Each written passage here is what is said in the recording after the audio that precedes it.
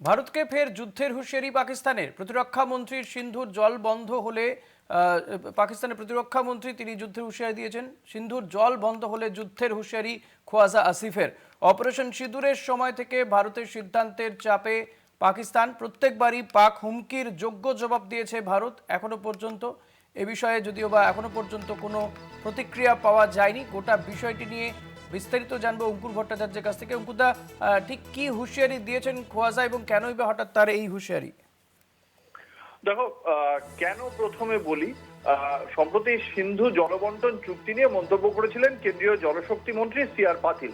তিনি বলেছিলেন যে 1.5 বা 2 বছর অর্থাৎ 2028 সালের জুন মাসের মধ্যে পাকিস্তানের সিন্ধু নদের যে জলপ্রবাহ, যেটা অপারেশন সিঁদুরের পর থেকে অনেকটাই কমিয়ে দিয়েছিল নয়াদিল্লি, সেটা সম্পূর্ণ বন্ধ করে দেওয়া হবে। অর্থাৎ ভারতের তরফে সিন্ধু নদের 1 ফোঁটা জল আর পাকিস্তানে যাবে না।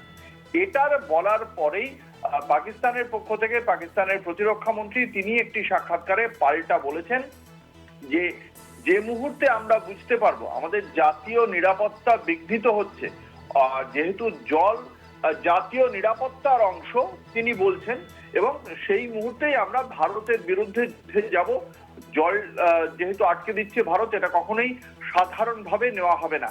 আসলে একদিকে যেমন ভারতের পক্ষ থেকে এই কথাটা বলা হয়েছে, সেই এই গত এই অপারেশন সিঁদুরের পরবর্তী সময় যদি আমরা তাকাই, তাহলে ভারতের এই সিদ্ধান্তের ফলে পাকিস্তান এই মুহূর্তে জল সংকটে ভুগছে। প্রায় 1/3 মানুষ, বিশেষ করে সিন্ধ এবং বালুচিস্তানের মতো কৃষি প্রধান অঞ্চলে ভয়াবহ জলের অভাবে দিন কাটাচ্ছে।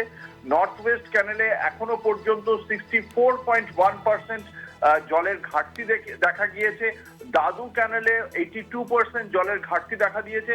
সব মিলিয়ে তীব্র সমস্যার মধ্যে পড়েছে। এরই মধ্যে ভারতের আরেকটি গুরুত্বপূর্ণ মানে এগিয়ে যাওয়া কূটনৈতিকভাবে, সেখানে এফএটিএফ ফিনান্সিয়াল অ্যাকশন যে ফোর্স রয়েছে, সেই ফোর্সের ক্ষেত্রে ভারত একটা গুরুত্বপূর্ণ জায়গায় পৌঁছে গিয়েছে। ভারত সেখানে যে ভাইস প্রেসিডেন্ট হয়ে গিয়েছে ভারতের বিবেক আগরওয়াল, ভারতের সচিব। এটা একটা কূটনৈতিক ভাবে ভারতের একটা বড় রকমের অগ্রগতি। এর ফলে এফএটিএফ যারা স্থির করে বিশ্ব ব্যাংকের ঋণ কোন কোন রাষ্ট্র পাবে, সেক্ষেত্রে তারা এটাও দেখে যে টেরোরিজমকে কারা প্রশ্রয় দিচ্ছে, সন্ত্রাসবাদকে কারা প্রশ্রয় দিচ্ছে। পাকিস্তানের বিরুদ্ধে ইতিমধ্যেই সেই বিষয়টা গ্রে লিস্টে রাখা হয়েছিল পাকিস্তানকে। পরবর্তীকালে এফএটিএফ গ্রে লিস্ট থেকে পাকিস্তানকে মুক্তি দেয়, কিন্তু পাকিস্তান যাতে আতশকাচের নজরে থাকে, সেক্ষেত্রে বিবেক আগরওয়ালও একটি গুরুত্বপূর্ণ ভূমিকা নিতে পারে। এফএটিএফ এর নেতৃত্বে যেহেতু তিনি থাকবেন ভাইস প্রেসিডেন্ট হিসেবে, এটাও একটা ভারতের একটা বড় কূটনৈতিক জয়। ফলে সব মিলিয়ে ভারত যেভাবে প্রতিনিয়ত কূটনৈতিক ভাবে চাপে রাখছে, পাকিস্তান এবার যুদ্ধের কথা আগে বলে ফেললো। এটাও পাকিস্তানের একটা ভুল কথা যে তারা যুদ্ধের কথা আগে বলে ফেললো। এটাকেও আগামী দিনে ভারত নিশ্চয়ই একদিকে যেমন সমুচিত জবাব দেবে, এবং কূটনৈতিক ভাবে পাকিস্তানের প্রতিরক্ষা মন্ত্রী খোয়াজা আসিফের বক্তব্যকে যে ভারত ব্যবহার করবে তাতে কোনো সন্দেহ নেই। ঋষিকেশ, ধন্যবাদ অঙ্কুরদা। কথা বলছিলাম প্রতিনিধি অঙ্কুর ভট্টাচার্যের সঙ্গে।